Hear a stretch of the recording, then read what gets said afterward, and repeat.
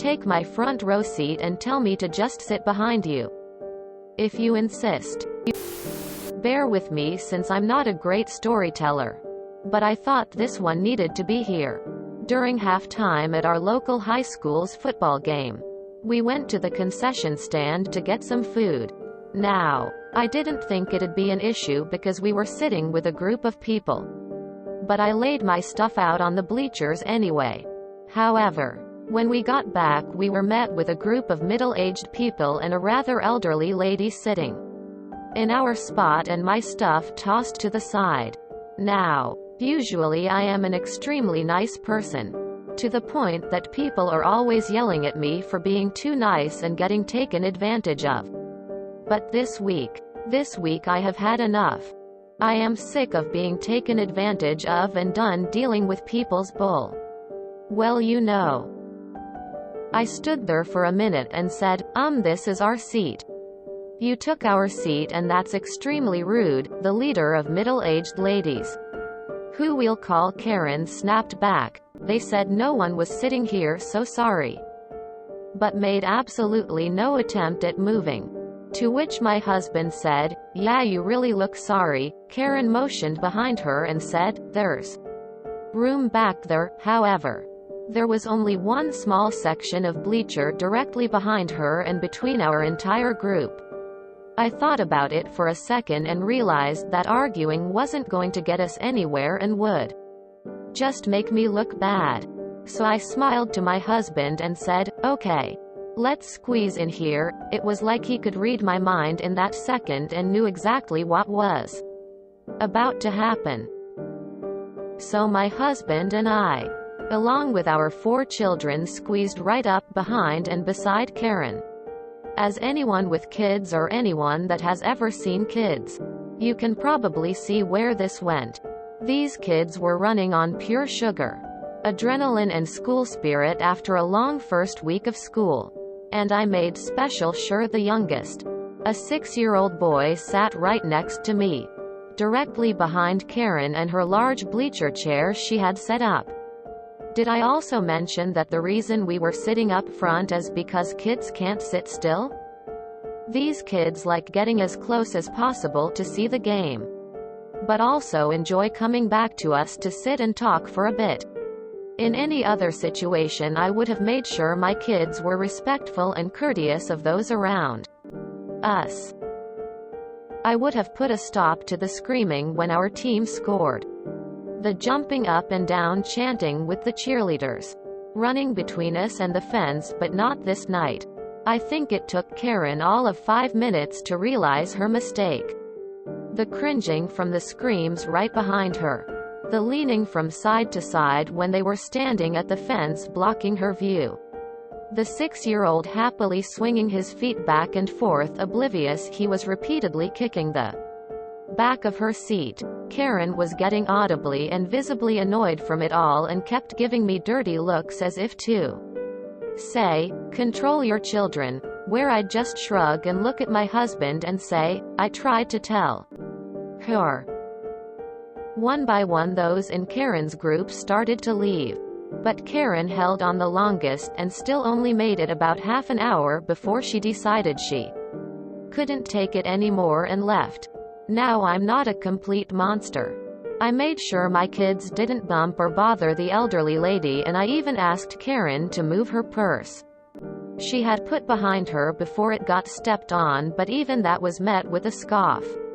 Maybe next time though, Karen will think twice before stealing seats from kids because she might get more than she bargained for by inviting us to squeeze in behind her. Edited to change bear to bear since no one wants to get bear with me. Thanks for the awards all! Exclamation mark. First time being recognized on Reddit. Honestly, kids probably had the best time. Totally worth it. Act like an uncivilized barbarian. Get treated like one. You don't get to steal someone's seats and then appeal to norms of polite behavior. Kids are great for revenge like this. We used to set them free on any cold callers we got at home. They weren't allowed to talk but were allowed to make any stupid noises they wanted. It was amazing how long some of them stayed on the line before giving up, i.e. 30+ minutes. The kids loved it and we just sat back pissing ourselves laughing. Small minds, I suppose. Tears of joy.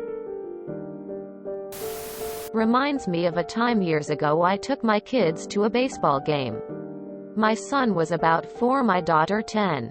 We had decent tickets down on a lower level because our state's team sucked that year and many other years, but I spent $8 on each ticket that normally would have retailed at around $50 each. The seats in front of us were empty until about halfway through, when a group of young college students snuck down, likely from the rock pile seats. Now normally I'd gaff, but these were rude and deliberately blocking my kids' view. Now I could have gone and ratted them out, got them booted from our section.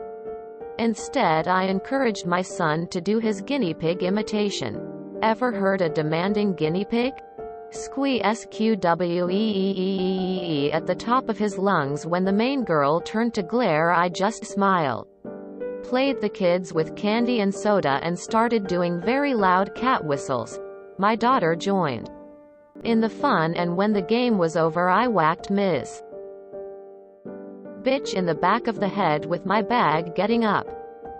They could either leave or sit there and take it, since they weren't really allowed in those seats. We had a great day. The kids still remember it as adults. Messing with them was more fun than watching our home team lose. You were effective, but still much too kind to her. I would have accidentally spilled something cold and sticky on her. But I'm petty like that. If you have 4 kids, your husband certainly wanted to get bare with you. Edited to change bear to bear, since no one wants to get bare with me. This is an obvious fallacy, as you have produced offspring. You're a great storyteller. Many years ago my friend and I were a little early for a movie. We took a seat fairly close to the front.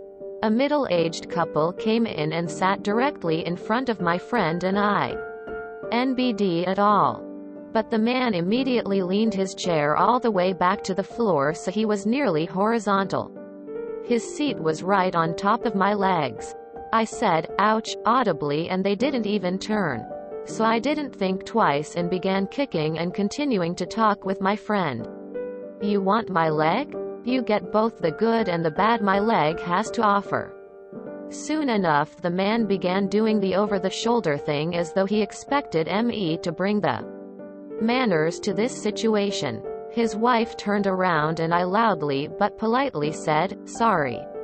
His chair is on my leg." They got up and moved to a different row.